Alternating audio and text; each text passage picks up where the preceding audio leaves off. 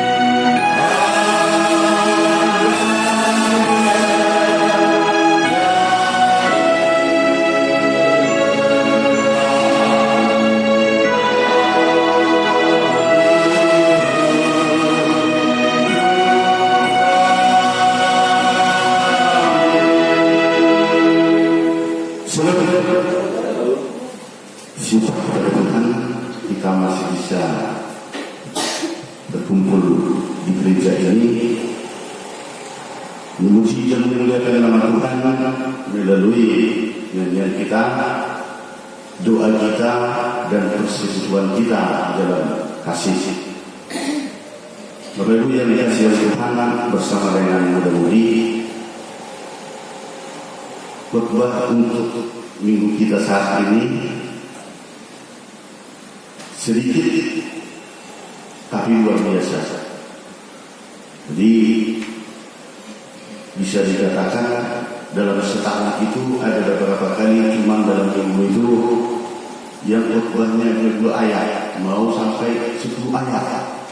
Jadi kalau sekarang dengan hari ini yang sudah lewat hanya 2 ayat, tetapi khotbah ini merupakan suatu yang sangat dipentingkan dalam perjalanan hidup kita. Sebelumnya saya mohon maaf kalau khotbah ini tersampaikan nanti atas kuasa Tuhan, mohon jangan dibilang awak siswa itu khotbahnya menempati. Jangan seperti itu dulu. Mohon maaf, karena ini betul-betul tujuannya ini betul-betul mengembalikan iman kita kepada Tuhan. Jadi nanti begitu pulang, wah itu nembak terus itu juga melalui berkhotbah. Jadi menjadi beban pikiran kita. Bukan kami menyampaikan ataupun istilahnya itu menyerempet di dalam situasi Pak Kataya yang penekanan di dalam menyampaikan, tetapi khotbah ini menyampaikan memang harus seperti itu. Bapak Ibu mudah-mudahan yang dikasihi oleh Tuhan, karena tidak terasa masa pandemi ini sudah hampir 3 tahun berjalan. COVID-19 sekarang sudah 2021. Sehingga terus terang secara pribadi saya banyak mempunyai ataupun mendapatkan suatu hal-hal yang bisa dikatakan menjadi cerita, bahkan ilustrasi, bahkan dikatakan di dalam masyarakat menjadi jaminan lalu sesudah adanya itu tadi COVID di dunia, terkhusus di negara. Cerita ini bisa membuka wawasan kita dengan kondisi yang sudah terlewat. Ceritanya Bapak Ibu seperti ini. Ada yang bernama si Ahmad. Nama yang bernama si Ahmad dengan nama ibunya si Susi. Maaf, tidak ada yang nama kita si Ahmad dengan si Susi di sini. Kalau di luar mungkin ada. Cerita ini situasinya di masa COVID, si Ahmad dengan si Susi mamanya berjuang supaya bisa menyambung hidup, supaya bisa bertahan hidup karena kondisi pandemi yang berkepanjangan. Apa yang dapat dikatakan atau yang dikerjakan oleh si Ahmad dengan orang tuanya atau mamanya? Kebut tidak ada, mencari pekerjaan tidak ada yang menerima. Maka apa yang bisa dikerjakan mereka? Mereka berjualan di perempatan jalan di lampu merah. Si Ahmad dengan ibunya berjualan di lampu merah. Bisa kita bayangkan sekarang Bapak Ibu dengan mengemudi di Jelutung itu ada lampu merah dari Simpang Puncak, baru Pujasera, lewat ke sana terus ada perempatan jalan lagi, ada lampu merah. Jadi orang tua daripada si Ahmad berjualan koran di Jelutung Simpang Puncak itu, dan si Ahmad berjualan di perempatan jalan lampu merah yang Simpang karakter. Itu kalau diukur tidak sampai 1 kilo. Disitulah mereka berjualan Bapak Ibu yang dikasihi oleh Tuhan. Dari itu bangun pagi-pagi mereka pergi ke loket koran dan mereka tegaklah di sana. Ada kelebihan anaknya si Ahmad, kalau orangnya tidak laku, dia mencari kepedulian orang, menghibu mobil-mobil yang ada mampir di lampu merah tadi. Tentunya karena orang tidak dibilang seperti itu, dia langsung kiri kanan, gitu, ngamen pakai kiri kanan begitu. Kira-kira seperti itu. Yang penting mereka bisa makan untuk malam harinya dan adik-adiknya bisa makan di rumah. Ini kisah yang sangat memprihatinkan Bapak Ibu. Sesudah 3 hari mereka melaksanakan tugas yang seperti itu, apa yang terjadi? Biasanya ada geng-geng di lampu merah itu tadi. Ada geng-geng di sini. Maka mereka bertanya, sudah hari 3, pas sudah sekitar jam 10:30, uang yang dikumpulkan mamanya sudah ada hampir sekitar 60.000. Anaknya sudah ada 70.000 karena dia sambil ngamen pakai kiri kanan. Datang geng-geng pakai motor yang besar. Dan ini preman ini menanyakan, "Woi, kau siapa?" Nah, karena situasinya mereka tetap mengikuti prokes, mereka tetap pakai masker. Mereka bertanya terhadap orang-orangnya yang sudah berpulang, "Kamu siapa?" "Nama saya Susi, Pak." "Siapa yang kamu jualan di sini?" "Perut anak saya dan perut saya, Pak." "Mana warnanya?" Diam-diam dibangun Bapak Ibu yang dikasih Tuhan. Menangis si Susi, meraung-raung di lampu merah tadi, dan berdua ini preman tadi pergi lagi ke lampu merah yang dijelutung simpang ke pasar. Mereka bertanya lagi, "Hei, kau siapa yang kau jualan di sini? Siapa kau?" "Saya Ahmad, Pak." "Siapa yang kau jualan di sini?" "Mama saya, Pak." "Udah berapa kau duit?" Ditunjukkan dan uang yang 75.000 ini pun diambil oleh si preman yang boncengan itu tadi. Maka si Ahmad pun menangis beraung-raung, dan rakapan tangisnya itu tadi betul-betul didengarkan orang lain. Maka orang yang tukang ojek yang di situ langsung ada yang berempati mengejar si preman yang mengambil uang dari Bapak Ibu yang dikasih oleh Tuhan. Dan yang melihat ibu itu tadi pun, polisi sudah bergerak mengejar si preman yang mengambil duit tadi. Bapak Ibu yang dikasih Tuhan, pas saat simpang Mangga, mereka itu dapat ditangkap oleh massa bersama polisi yang mengejar tadi. Maka mereka berdua ini pun dibawa kembali ke penjara yang dijerutu, diperhadapkan dengan Ibu Susi dengan anaknya si Ahmad itu tadi. Begitu diperhadapkan, masker belum dibuka.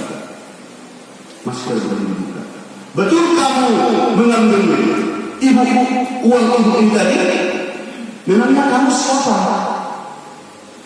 Datanglah Ibu Susi, dibukalah maskernya Bapak Ibu yang dikasih Tuhan. Loh, kenapa tidak bilang mereka ini bahwa kamu istri daripada RT? Dilihat lagi, "Kamu siapa?" Dibuka maskernya. "Kenapa tidak kamu kasih tahu tadinya bahwa kamu anak daripada RT kita yang sudah meninggal?" Bapak Ibu yang dikasih Tuhan, rumah mereka cuma satu jarak. Maka preman berdua ini tadi betul-betul mengenal istri daripada Pak RT yang sudah meninggal itu tadi. Dikatakan, "Kenapa tidak kamu kasih tahu tadi bahwa kamu adalah istri Pak RT kita yang sudah meninggal karena terdampak COVID kemarin? Kenapa tidak kamu kasih tahu bahwa kamu anak daripada Pak RT. Yang terjadi Bapak Ibu yang dikasihi oleh Tuhan, maka polisi pun membawa mereka berdua ke polsek bersama dengan ibu tadi untuk melaksanakan bagaimana kelanjutan daripada cara preman itu tadi terhadap ibu dan anak itu tadi. Bapak Ibu yang dikasihi oleh Tuhan, cerita itu merupakan suatu kondisi yang kita lihat dan ada hubungannya dengan khotbah kita, seperti halnya yang sudah kita bacakan tadi. Seperti halnya yang sudah kita bacakan tadi. Di mana letak hubungannya? Ada dikatakan di 2 ayat itu tadi bahwa klarifikasi khotbah yang kita bacakan tadi adalah orang asing. Yang kedua, anak yatim, dan yang ketiga, janda. Orang asing, anak yatim, dan janda. Mengapa kamu kasih tahu tadi bahwa kamu ini dan anak Pak RT yang sudah meninggal? Jadi seandainya diketahui oleh preman ini tadi bahwa itu istri Pak RT dan itu anak Pak RT yang sudah meninggal tadi, maka mereka tidak jadi mengambil uang yang hasil penjualan koran tadi dan hasil ngamennya anak itu tadi. Bapak Ibu yang dikasihi oleh Tuhan, di situ letak hubungannya. Merupakan khotbah yang kita bacakan tadi adalah suatu betul-betul detik-detik terakhir, merupakan suatu yang disampaikan oleh Musa, pidato perpisahan Musa terhadap orang-orang Israel. Di kata-kata dikembalikan, diuraikan kembali bahwa sebelum sampai bangsa itu ke tanah perjanjian, Musa menyampaikan supaya orang pengikut Kristen itu tadi, pengikut Tuhan itu tadi, harus beda melaksanakan perjalanan hidupnya di dalam kasih. Kasih yang dimaksud bukan terhadap hanya kepada orang yang terhadap. Kasih yang dilaksanakan itu tadi bukan hanya dilaksanakan terhadap orang yang satu gereja, tetapi daripada uraian daripada cerita itu tadi bahwa ajaran ini menegaskan supaya kita betul-betul menunjukkan diri kita menjadi suatu orang Kristen yang menunjukkan jati diri kita sesuai dengan kasih dengan keadilan. Kasih dengan keadilan. Bapak Ibu yang dikasihi oleh Tuhan, di dalam kehidupan sekarang pun terus terang khotbah ini sangat menyentuh pribadi lepas pribadi. Jikalau masih ingat akan kuasa Tuhan dan anugerah Tuhan yang membantu hidup kita. Yang pertama Bapak Ibu, karena kesusahan hidup.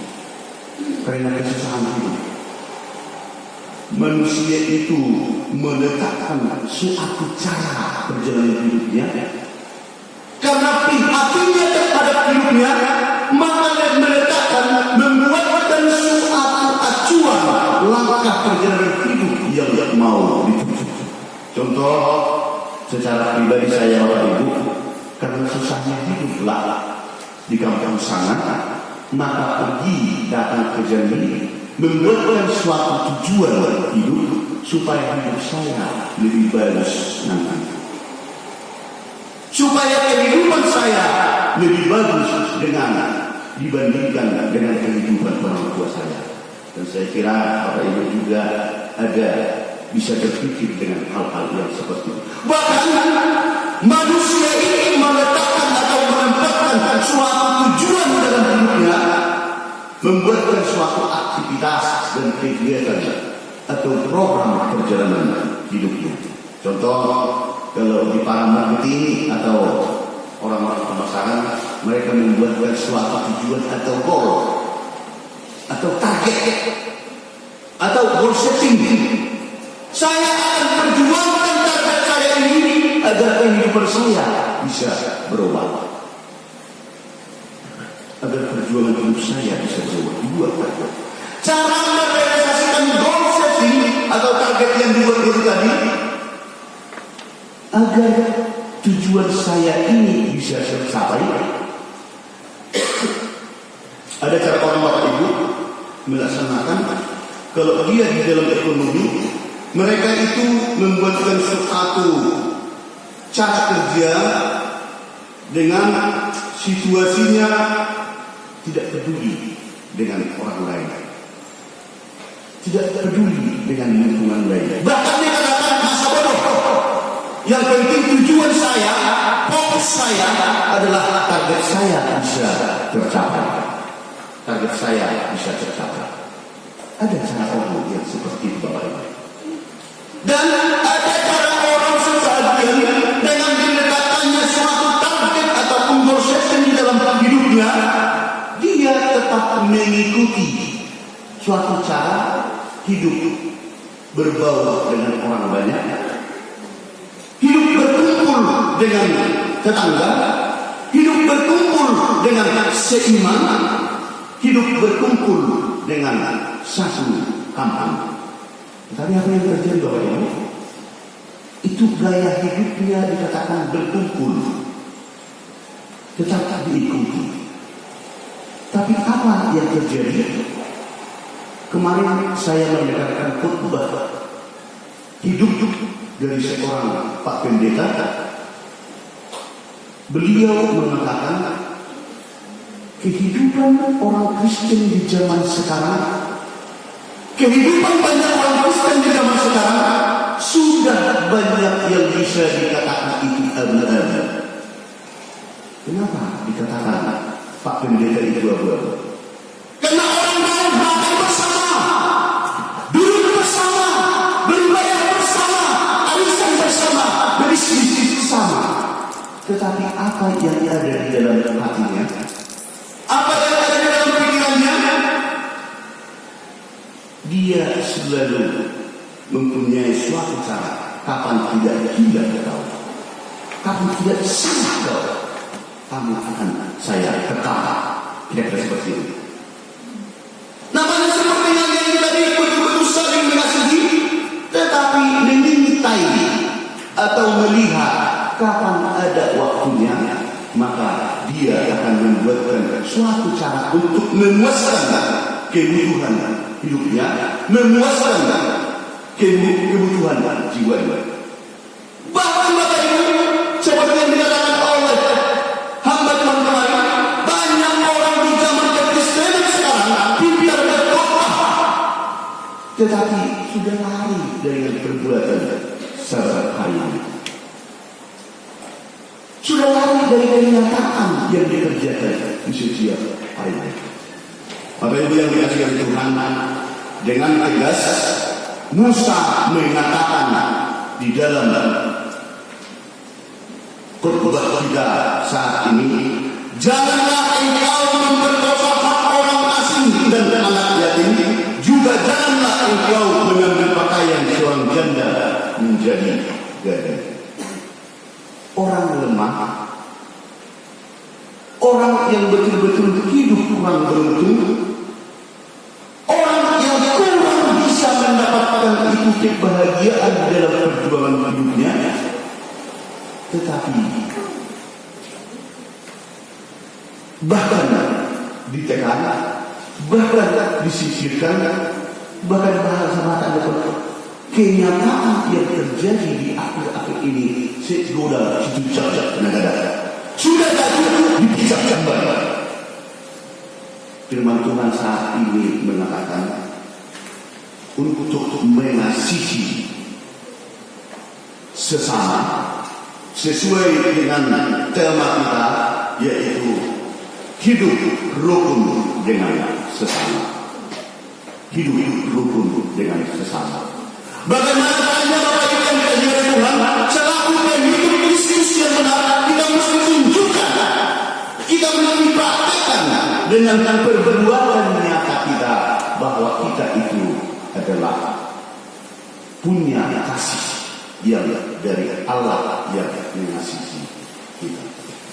Di ayat 18, haruskah kau ingat bahwa engkau pun dahulu budak di Mesir dan engkau dipilih Tuhan Allahmu, dari sana engkau melakukan hal itu. Seorang pejuang itu tadi, seorang yang mau berubah nasib dalam kehidupan tadi, dia lupa kenapa saya harus datang ke dalam ini, kenapa saya harus berjuang seperti ini. Dia tidak ingat lagi bahwa latar belakang saya yang datang ke sini untuk memperbaiki hidup. Bergaya sombong dan bahkan bergaya yang tidak sesuai dengan lagi yang dikehendaki oleh Tuhan. Ini betul-betul diajarkan oleh firman Tuhan pada saat ini dengan kita. Jangan lupa kacakan akan kulitnya. Ingat bahwa di penjajahan Mesir ternyata ini belum sampai ke tanah perjanjian, karena Musa tidak sampai ke tanah perjanjian tadi. Di bahasanya yang kita sekarang direpes, diulang kembali, dikembalikan. Lakukanlah keadilan di dalam kasih yang benar sesuai dengan yang diajarkan oleh Tuhan. Ingat bahwa kita ini juga baru terlepas dari perbudakan dosa. Kita juga terlepas dari perbudakan dosa. Maka mari kita gunakan. Kita sepertinya bersekutu, bernyanyi bersama, tertawa bersama, tetapi di dalam hati kita tetap memelihara dendam sesama Tuhan. Ini dipertegas oleh firman Tuhan saat ini. Bagaimana kita mempercayai kebenaran dari Allah yang mengasihi kita, kalau di antara sama-sama kita pun tidak ada saling mengasihi, tidak ada saling menolong, tidak ada saling mengawal. Bersama dengan ini Bapak Ibu yang dikasihi oleh Tuhan, menunjukkan keadilan itu tadi, menunjukkan kebenaran dari karena itu yang dikehendaki Tuhan. Apakah yang dikerjakan orang menjadi sudah salah? Dengan kebenaran segala pihak kita harus diam? Tidak. Apa kita salah kalau kita meraihkan yang tadi sesuai dengan kebenaran? Tidak. Maka dari itu Bapak Ibu mudah-mudahan yang dikasih oleh Tuhan, firman ini betul-betul memberanikan kita kembali supaya hiduplah penuh dengan kasih. Jangan hanya kepada diri kita, jangan hanya kepada keluarga kita, jangan hanya kepada satu gereja kita, tetapi terhadap sesama mari kita tunjukkan kasih. Dan itulah yang menunjukkan, yang menandakan bahwa kita itu adalah betul-betul pengikut Kristus. Apa ini yang dikasih oleh Tuhan? Kemelut kesusahan yang sudah kita tahu bersama di tempat yang kecil ini, tetapi yang dipenuhi Roh Kudus ini hampir 3 tahun betul-betul tidak ada kenyamanan pikiran karena udah dari oknum-oknum tertentu. Maka dari itu Bapak Ibu yang dikasihi oleh Tuhan, sesuai dengan yang sudah disampaikan di minggu yang lewat, nanti kita akan bicara untuk kemajuan iman kita, kemajuan daripada kepribadian kita di hadapan Tuhan bersama dengan KKR Penerangan. Dihimbau nanti terhadap Bapak Ibu semuanya jemaat yang hadir pada saat ini, jangan langsung pulang.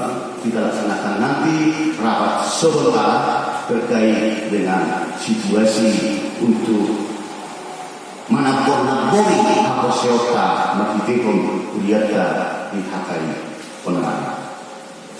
Seluruh yang dikatakan dalam Yakobus 2 ayat 17, demikian juga halnya dengan iman. Jika iman itu tidak disertai perbuatan, maka iman itu pada hakikatnya mati.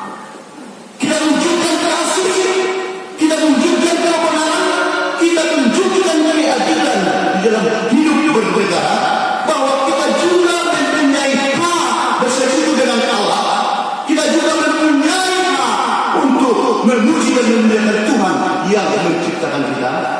Mari kita aktif untuk memberikan suatu pelayanan kepada Tuhan bersama dengan gerejanya. Dan dikatakan dalam Matius 25 ayat 40, dan raja itu akan menjawab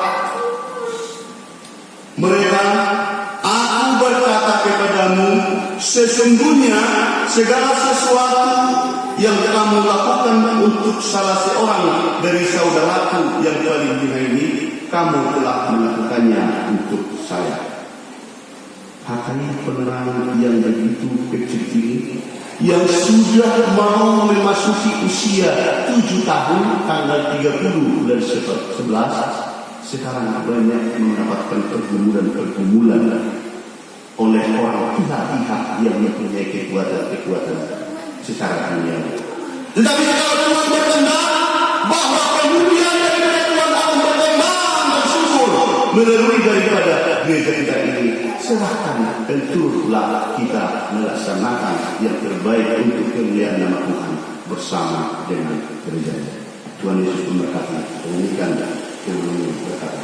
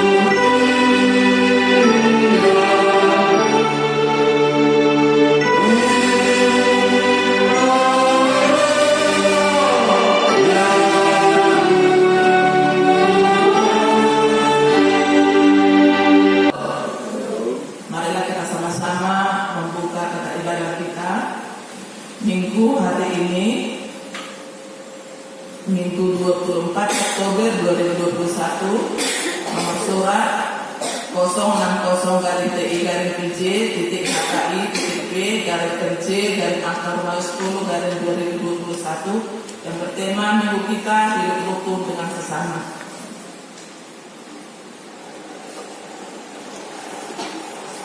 Selanjutnya jadwal ibadah kategorial, latihan kor, vokal di gereja, dan evangelisasi pertanian masih ditiadakan sampai batas waktu yang belum bisa ditentukan efek pandemi COVID-19.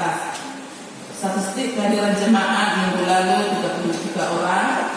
Titik atau pengumuman ibadah minggu sesuai yang tetap diberitahukan melalui warta jemaat. Pengumuman di masa new normal pandemi COVID-19 yang masih berkepanjangan, maka saat mengikuti ibadah kita harus mengikuti protokol kesehatan. Ibadah masuk pukul 10.30 WIB, dilayani oleh pimpinan resort, pimpinan unsur pimpinan jemaat, majelis HKI penerangan. Kedua, himbauan di new normal sebagaimana yang kita dengarkan dan kita lihat informasi penularan COVID-19 di negara kita di masa new normal walau di bawah ribuan orang per hari, maka dihimbau kepada seluruh jemaat agar kita tetap taat mengikuti protokol kesehatan setiap harinya, semakin menjaga stamina dan semakin mendekatkan diri kepada Tuhan. 3. Rapat jemaat sesuai dengan yang sudah diwartakan hari Minggu 17 Oktober 2021. Nanti setelah selesai ibadah, diharap kepada seluruh jemaat yang hadir pada saat ini agar jangan langsung pulang. Kita akan melaksanakan rapat jemaat. Jadi penghidupan kami ulang bermula kita adalah selesai ibadah, duduk meja tempat masing-masing, salam sehat aja lah dari depan, nama kita keluar dan saut nata hatai. 5 tujuan kami. 4. Renungan harian siang bibir Alkitab untuk renungan kita 1 minggu ini kita baca oleh Bapak Ibu di rumah sebagai santapan rohani kita. Selanjutnya di laporan keuangan mingguan tertulis di Matius 6 ayat 33, tetapi carilah dahulu kerajaan Allah dan kebenarannya, maka semuanya itu akan ditambahkan kepadamu. Sudah tercantum di situ semuanya pemasukan dari persembahan minggu yang lalu, persembahan bulanan dan ucapan syukur.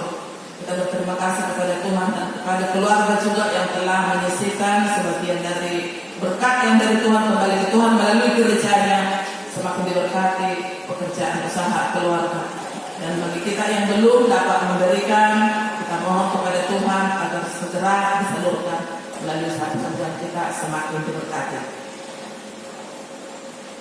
Pengeluaran sudah tercantum di situ. Di rekapitulasi saldo kas kita per 15 Oktober 2021 17.521.100 rupiah, pemasukan 563 dalam 1 minggu ini, pengeluaran 37.000 rupiah, saldo kas hingga 22 Oktober 2021 18.047.100 rupiah. Pemasukan usaha harian masih tetap 1.100.000. Di kas pembangunan saldo kas hingga 22 Oktober 2021 6.812.000 rupiah. Di kolom yang hitam kita tidak jenuh-jenuh untuk memohon pertolongan kepada Tuhan agar uang kita segera dikembalikan oleh keluarga Tampungan Inang Lurus Bungsung. Di Rom 15 ayat 5, semoga Allah yang adalah sumber ketekunan dan penghiburan mengeruniakan kerukunan kepada kami sesuai dengan kehendak Kristus Yesus. Kami minta maaf apabila ada penulisan dari nama atau marga atau jumlah dari persembahan bulanan atau ucapan syukur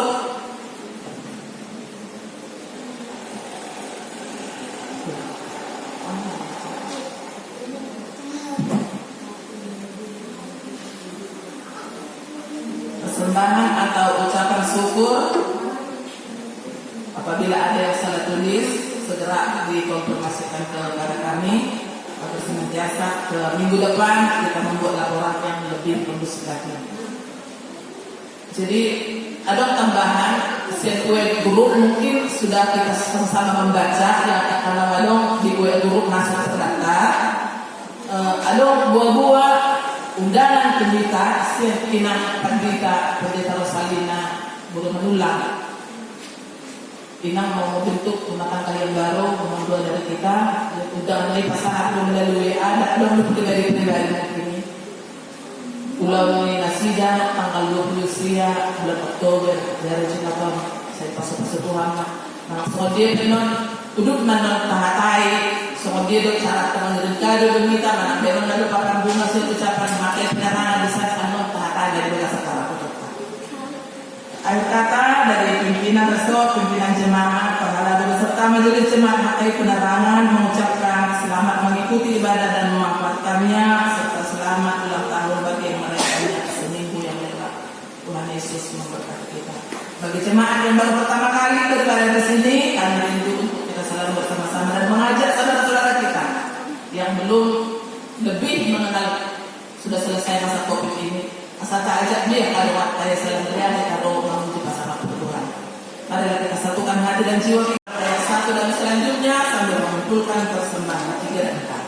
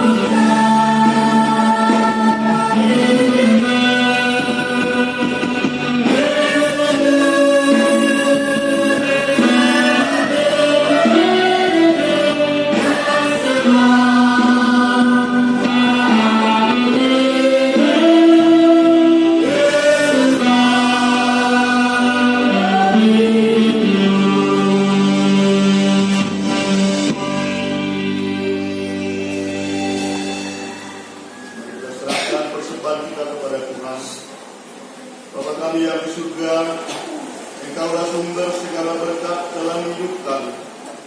Terima kasih atas segala berkat dan karunia yang Tuhan berikan kepada kami. Kami mempersembahkan hidup kami dan berkat yang kami terima kepadamu. Terimalah ini menjadi persembahan yang harum di hadapan-Mu. Berkatilah persembahan ini dan ajarlah kami mempergunakannya menyatakan kerajaan-Mu di tengah-tengah gereja-Mu dan untuk dunia ini. Bukalah hati dan pikiran kami agar senantiasa bersukacita untuk memberikan persembahan kudus demi kemuliaan nama-Mu. Amin. Marilah kita sama-sama mengucapkan doa Bapa kami. Bapa kami yang di surga, dikuduskanlah nama-Mu, datanglah kerajaan-Mu, jadilah kehendakmu di bumi seperti di surga. Berilah kami hari ini, dan kami yang secukupnya, dan ampunilah kami kesalahan kami, seperti kami mengampuni orang yang bersalah kepada kami. Dan janganlah membawa kami ke dalam percobaan, tetapi lepaskanlah kami daripada yang jahat. Karena Engkau yang memiliki kerajaan dan kuasa dan kemuliaan sampai selama-lamanya. Amin. Marilah kita sama-sama menerima berkat dari Tuhan. Tuhan memberkati kita dan melindungi kita. Tuhan menyinari kita dengan wajah-Nya dan memberi kita kasih karunia. Tuhan menghadapkan wajah-Nya kepada kita dan memberi kita damai sejahtera. Amin.